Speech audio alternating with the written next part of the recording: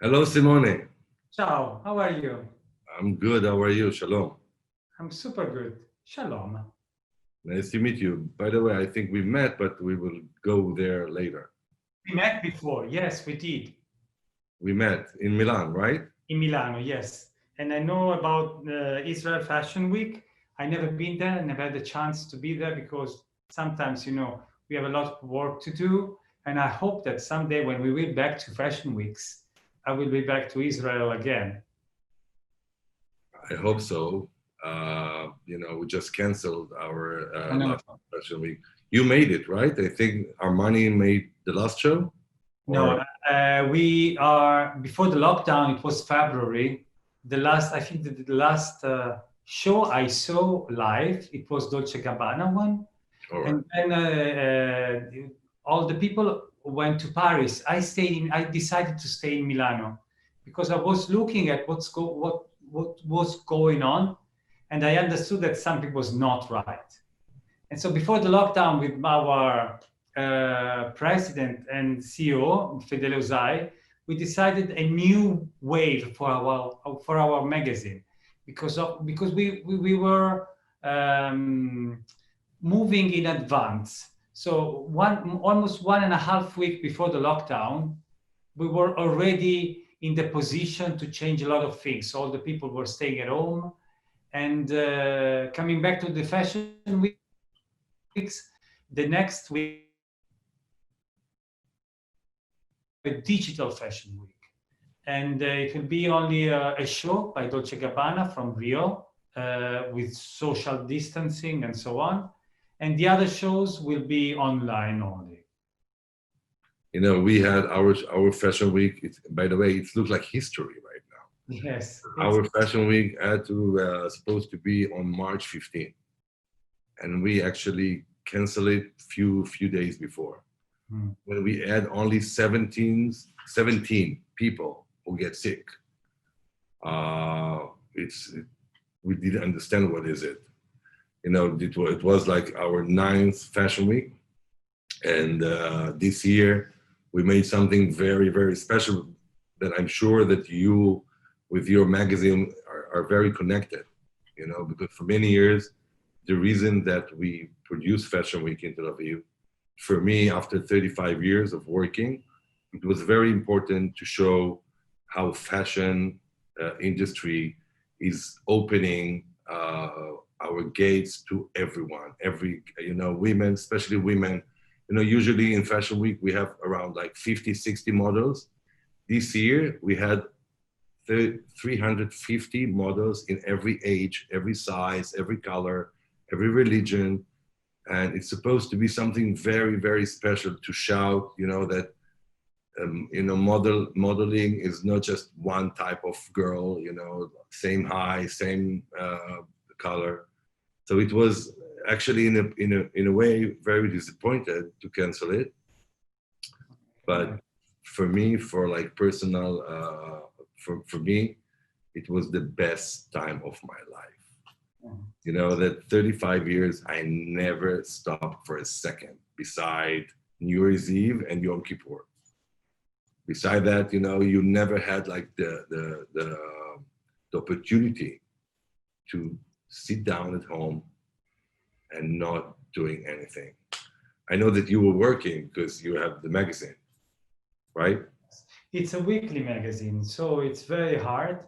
We keep on working even in lockdown, so smart working from home. But I have to say that in difficult times, the dreams became bigger. And I think that what you were saying about diversity in fashion, so finally, diversity. So which means in very simple words, we don't have only one beauty or one aesthetic. We have multiple aesthetics. On your magazine. Yes, but everywhere. I mean, step by step, every brand and even every magazine is talking about diversity. I mean, everyone is still in the process of the first steps, but the first steps are important.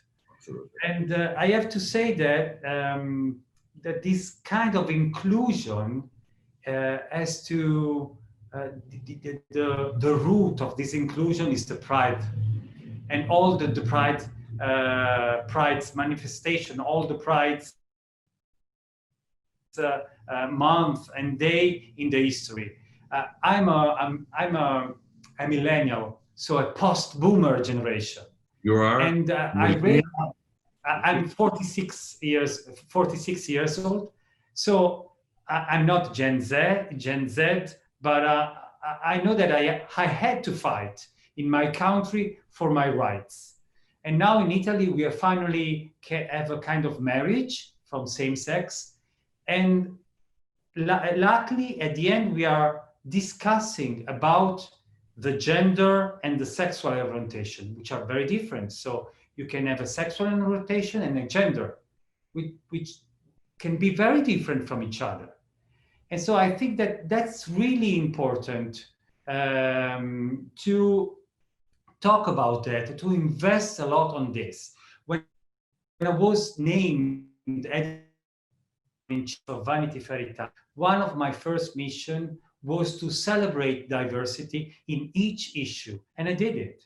I remember very much my first issue, we had an interview with the man who left his wife and joined his new lover, a man.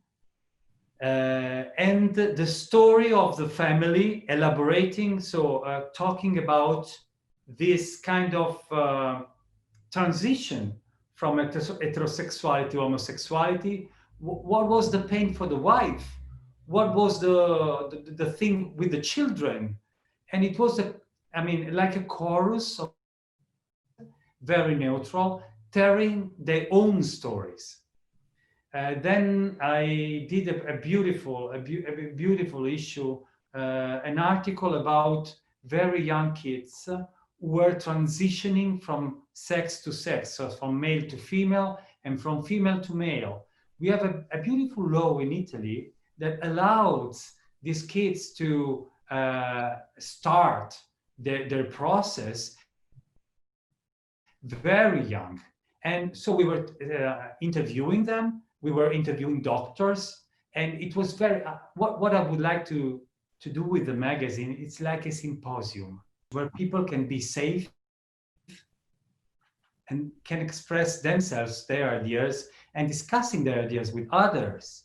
I think it's really important in this era of populism, unfortunately. We have to celebrate diversity as a richness, as a treasure. I really think about this point, and I made it one of the most important value in the Vanity Fair Italia new wave. By the way, you can tell, you know, I'm 56, by the way, and it's 10 years. So you are a boomer. Sorry? You are a boomer. People. From my generation. Yes, the boomer generation. Very, very different, you know, because I was born in Haifa in the north of Israel, and in Haifa there was only one, in Israel there was only one figure that he was transsexual, and that's the only gay that actually we knew. And for me at home, it was like forbidden, something that you know from since you are a little kid that it's forbidden, and even that you feel something like this. Today, like last week, I had an interview in one of the Israeli channels, and next to me was a girl 15 years old, and she said that when she was a kid, when she was young, she's 15. When she was young, she felt something wrong, okay? And I was looking at her, and it felt my heart. I was so emotional to see today, like a 15 years old, openly, sitting on television and speak so openly about her parents, about their feeling. We didn't have it, we had to pass a long way. I went out from the closet only when I was 39, very late. Showing, I'm dealing, beside fashion, I'm dealing a lot with women issues. So it's very, of course, it's very similar. I'm also producing the Gay Pride in Tel Aviv, so I'm very connected.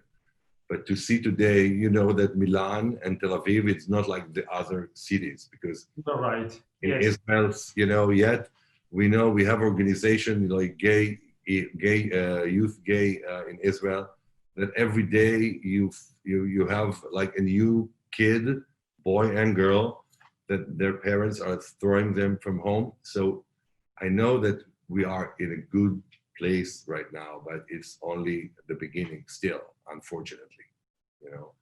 And that's why I love being involved in the fashion business, because fashion is can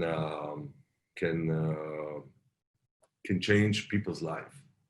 Because today, in every age, you know, girls can see everyone, all those celebrities in all the diversity that bring, showing other kids what we didn't have. You know, today when you have like big stars on TV, on every field, you have a gay person that is kind of a role model for other kids. That's something that we didn't have. I have to say that you're right. We are living a era where what I call the popular literature, which is serial TVs. So Netflix, Amazon Prime, Sky, and what else? Even Disney, they are all producing stories about people fighting for their diversity.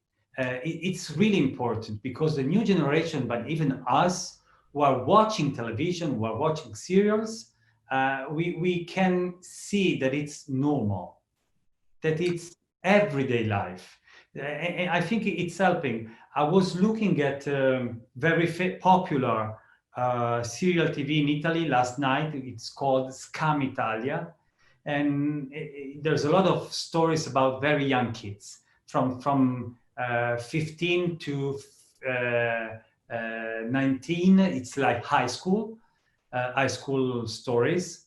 And one of these stories is about a gay guy who is finding his identity, so his sexual orientation, and at the same time his gender identity. And it was very nice how it was presented. It was not, I mean, too much obvious. It was not politically correct. It was a story with all its limits, but at the same time with a beautiful narrative. And I think that these examples are very important nowadays, because allows people to elaborate a very an important matter. And sometimes, even I'm talking about Italy, we are still living in a very machistic, so macho-oriented society. It's very patriarchal, where even women are not as well represented as they deserve. And so, Especially not women. And so it's important, because when you celebrate one diversity, you celebrate everyone. This is very important. The message of the Pride month is that it's important to celebrate a minority or a diversity, because we are all diverse. We are all a humankind, unique humankind, every one of us. It's not important that I'm homosexual, or if I'm gay, or if I'm black, or if I'm Chinese, or if I'm Italian, or if I'm from Israel. It's important to celebrate a good way to live all together, respect each other, and cultivate diversity, because it's really fundamental. It's one of the most important thing of a democratic country. I really believe in it. I agree, and I think that you guys have a very big responsibility on your, on your shoulders, as leaders in the press, because today, you know, on social media, also on your magazine, you can bring issues to everybody. You know, you can educate, today people in your way. So especially in your, in your role. I started to watch Handmaid's Tale. Did you see it? The serial TV that you were mentioning, it was very important for the, for the role of women in history. It's really important. And I think that it was a Netflix one, right? Yes. Yes, I think it's, I'm very lucky because I'm a part of a publishing house, which is Condé Nast, who is really about values like diversity and inclusion. And I came in a magazine, Vanity, Italian Vanity Fair, that historically is, first of all, based on inclusion and diversity since the day one. So I'm just the last part of an amazing history of celebrating diversity in each shadow. Yes, it's a responsibility, but at the same time, it's beautiful. Because if you have a role nowadays, I think you have to use it. If you have a voice, you have the responsibility to use it. I learned a lot from fashion. I remember very much Pierpaolo Piccioli, the head designer from Valentino, or Maria Grazia Chiuri, the head designer of Dior. And they are all saying that we have a beautiful maisons, we work for a beautiful maisons, and we use their influence, their names, and even their clothes to spread the idea that diversity is good, that the role of women is important, and so on. I think that nowadays, all the publishing industry, the fashion industry, every industry has to resonate around the idea of diversity and inclusion. It's really important. And I think we are living a revolution in our mind about what is beautiful. Because, but sometimes, if I have to say, even the gay community, the homosexual community, was very not open to inclusion. So you have to be young, masculine, beautiful, maybe white. And in some ways, it's another turning point. What is beautiful? Maybe it's not about race, it's not about muscle, it's about something else. It's about who you are. It's about who you are. I want to show you the cover of our Fashion Week magazine to show you what actually we did. You know, the whole Fashion Week, as I told you, was to change the ideal of beauty. This was, see, can you see? You can see plus size, you can see every kind of woman. This is a real diversity, and this is something that fashion business, the fashion industry, you know, I blamed many years the designers, those gay designers that actually, because most of women designers will never take like skinny, most of women designers will not wear like high heels in their shows. And for many years, I believe more than 3 decades, gay designers actually made this one ideal of beauty. And what we are talking now is to open it to every beauty. You can find beauty in every person. You know, for many years, I made the beauty pageant of Israel. And it was like a joke that every girl said, I have an inner beauty.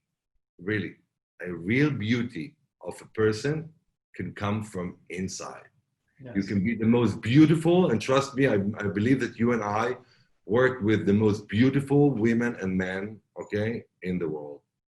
But real beauty comes from your personality, from who you are, from the thing that you actually made or add, you know, to life. This is something, and this is like, I believe that this is a new beginning.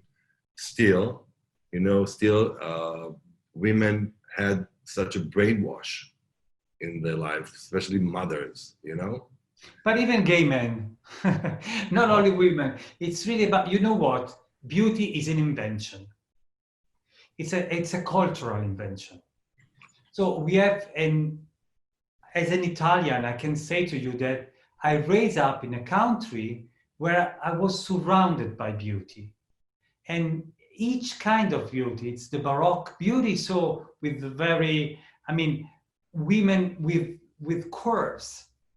Then maybe the Renaissance beauty, which is again different. Then the medieval beauty, which is another thing again. And then we have the, I don't know, the first part of 19th century beauty, which celebrates skinny and somehow very different kind of woman. Then the 60s, then the 70s, then the 80s. I mean, we have on our shoulders all these cultural inventions about beauty, and we've been raised by them and crafted by them. So it's very hard to Gay forget. people, by the way, gay people made it. You know, I always said, I mean, Caravaggio was gay, yes. Leonardo da Vinci was gay, no. I mean, how do you know? Amazing painters, amazing architects, amazing writers invented the beauty.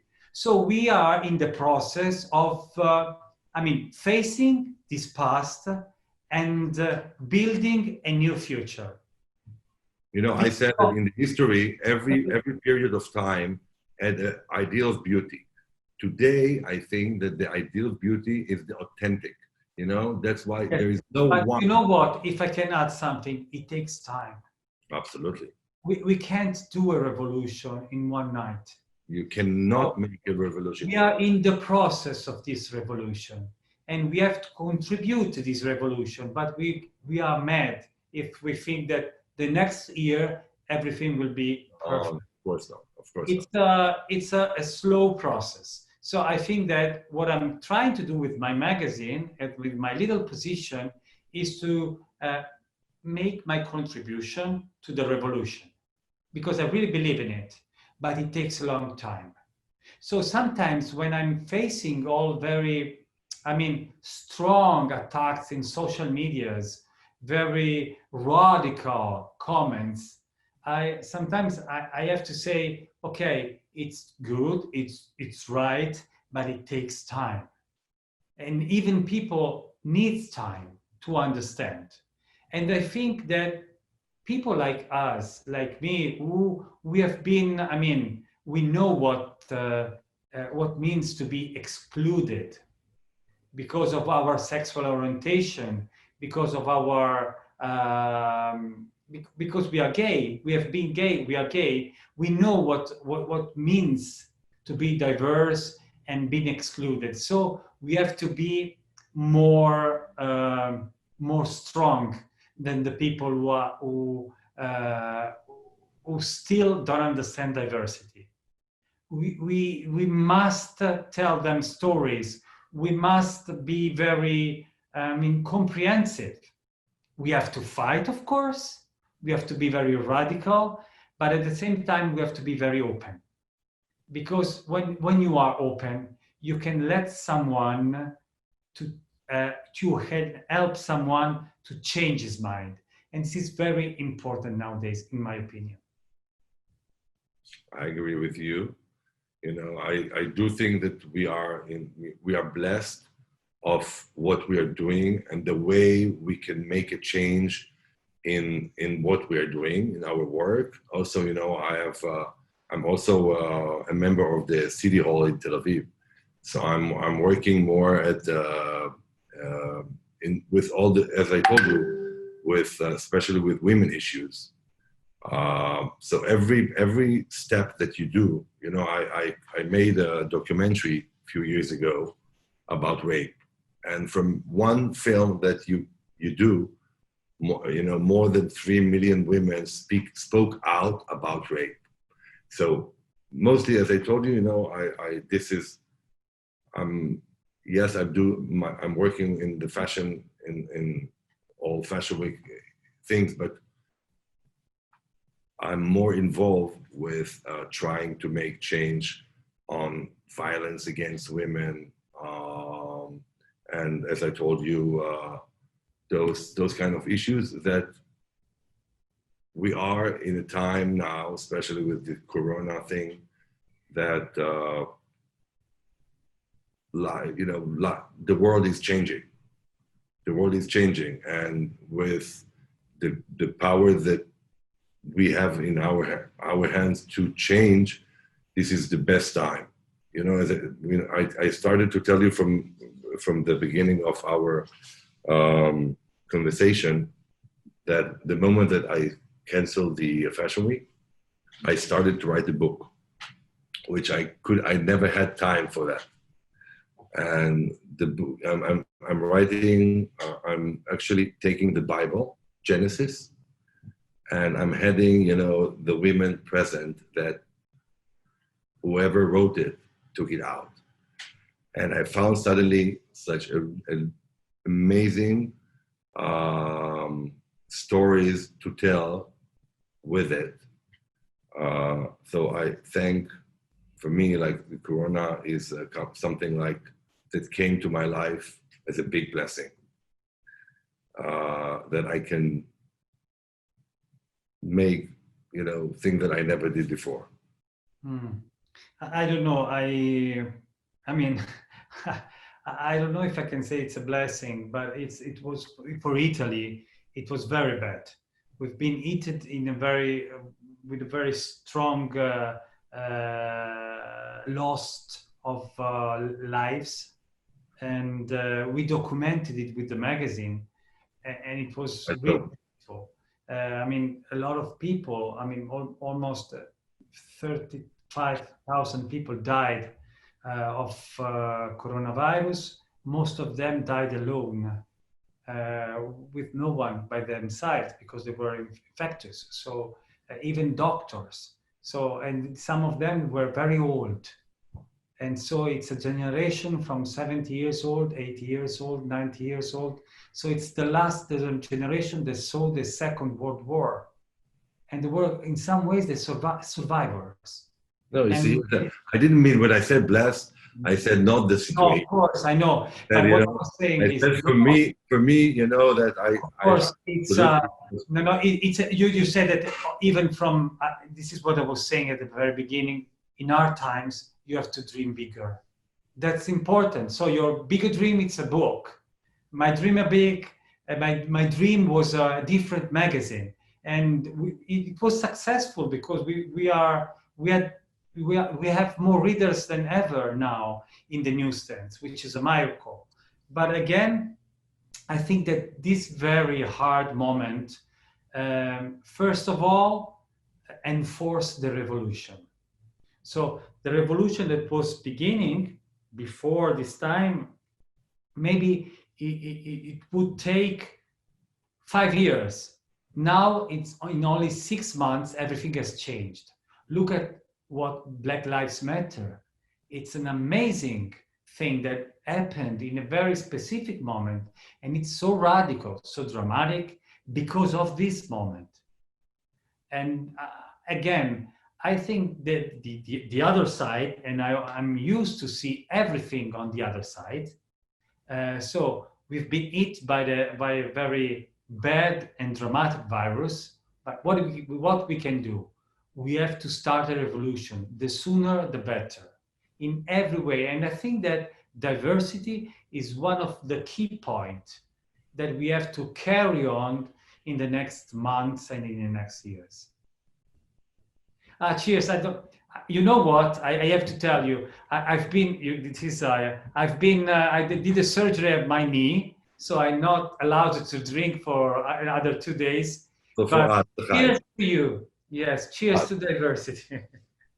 By the way, I'm a drinker. I love gin and tonic. I can say it. I love Italian wines very much, and I love also French wines with like champagne. But unfortunately, at this moment, I have to be very, clean.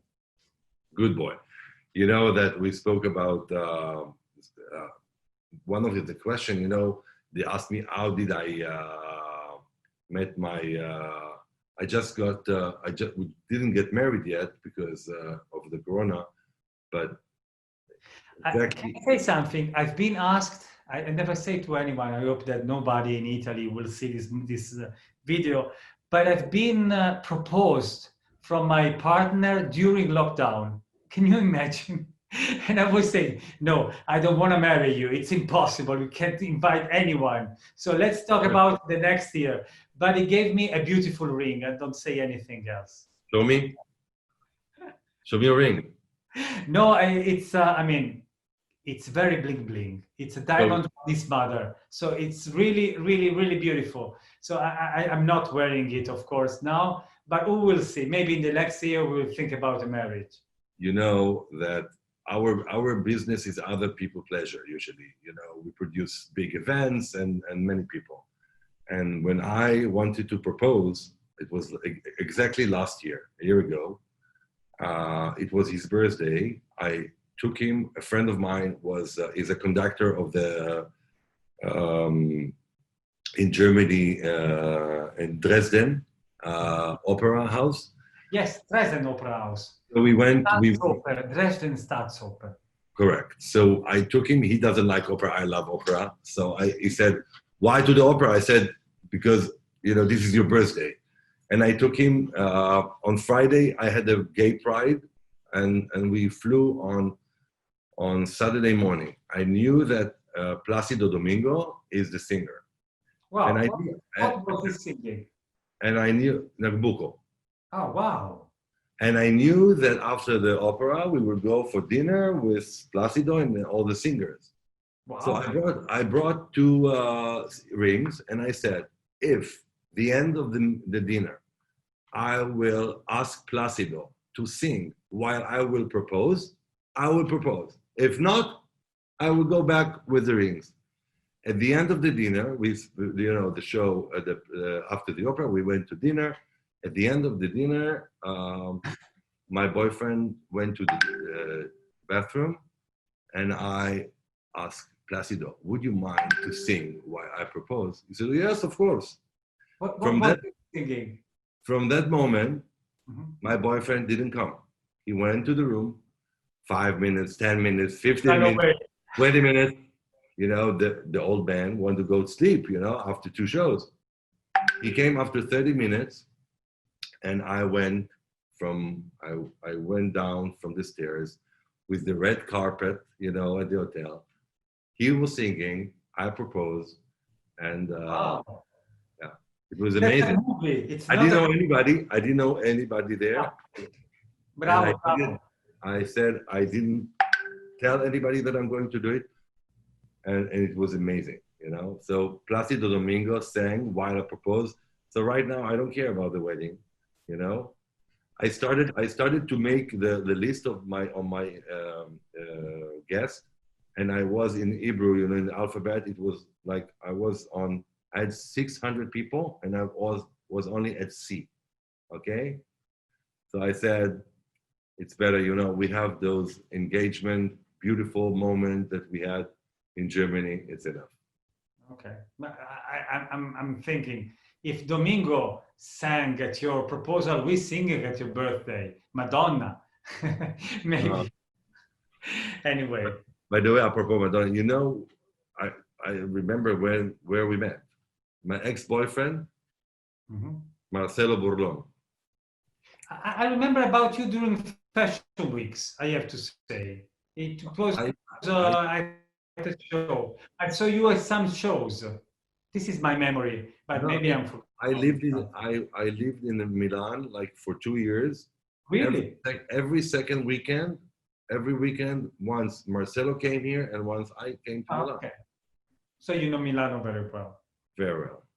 And he's doing very well now. Sorry? I said Marcelo. Marcelo started his first T-shirt here in Israel. I remember very well. He did a beautiful job, an amazing company. Not only a brand, not only, I mean, a story, but a company. Now his company was sold to Farfetch. And I think it's one of the most important fashion Italian miracles of the last decade. It's unbelievable. It's so exciting. Again, it's a story of diversity because Marcelo Burlon was very, I mean, all his fashion line, fashion brands, is based on the idea of celebrating diversity. And he was one of the first to do it. So it was beautiful. I know he started here in Tel Aviv. Wow. He started his brand here in Tel Aviv. Wow, this is, I didn't know. Yeah. Ben, you have a very good, you were very influential on him. So that's very good. Yeah, but he right now, he's like, I'm so proud of him, really. He Ben. made it amazing. You know, with him, I saw how he used the social media so well. Yeah. From the beginning, you know. Because in his DNA to have this kind of approach, very direct to people. It's important. It's a gift. Yeah, it was very genuine, you know. Yeah, it was a very genuine way of success. Yes, absolutely. Good. So when are you coming to Tel Aviv? I hope very soon. I think not this. No, right now. Not this year. It's very scary what's happening with the traveling, because all the flights has been cancelled or delayed or what else. So I think that this summer all the Italians will focus on this beautiful country, because we have a beautiful country. And I think we have the chance for the first time, maybe, to invest in our country. There's a hidden Italy that is not so well known, the central part, far away from beaches, which is beautiful. I spent 2 weeks 5 years ago in the very middle of Italy, so Umbria, Marche, Abruzzo, and Puglia, with the car and my boyfriend. And it was so beautiful. It was like another country, going back to the 50s. I have to say that when everything will be again available, I invite you to discover the other part of Italy, which are not well known as Venice or Sicily or Rome or Florence. And then I was twice in Tel Aviv. I loved that place. I've been also to Jerusalem. And I hope I will be back as soon as possible, when it will be possible again to travel easily. That will be one of my first places to visit again.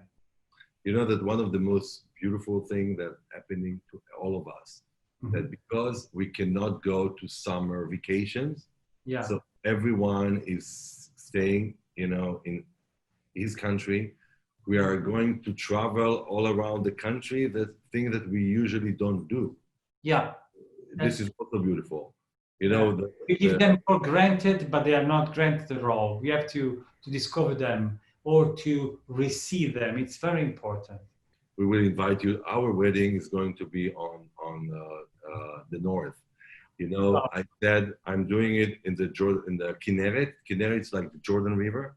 Mm-hmm. And I said that if Jesus walked on the water, we can go to the aisle on our. Wow.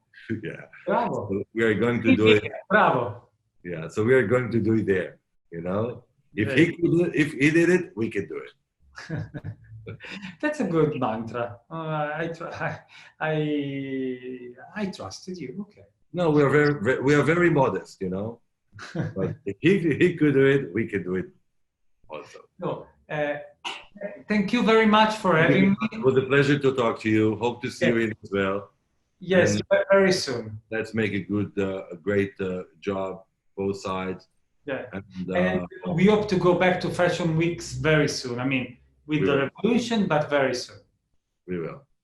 Thank you very much. Ciao. Ciao, ciao. Bye, Simone. Ciao. Bye-bye.